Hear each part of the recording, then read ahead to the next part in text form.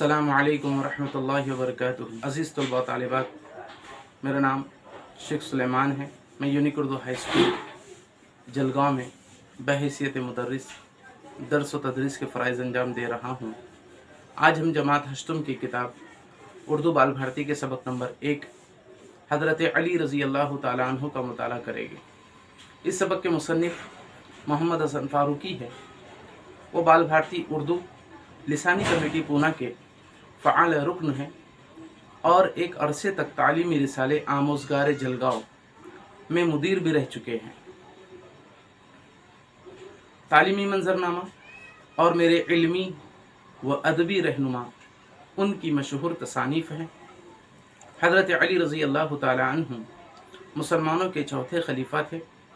हुज़ूर सल्लल्लाहु अलैहि वसल्लम की दीन की दावत को पहले कबूल करने वालों में उनका शुमार होता है। उनकी सादा ज़िंदगी, सखावत, जुरअत, इंसाफ और इल्म व दानाई इस्लामी तारीख़ में मशहूर है। इस सबक में हम हज़रत अली रज़ी अल्लाह अन्हु की ज़िंदगी के बाज़ अहम पहलुओं पर रोशनी डालेंगे। प्यारे बच्चों, मैं सबक के पहले 3 पैराग्राफ की बुलंद ख़्वानी करूँगा। आप तवज्जो से किताब में देखें और बगौर सुने।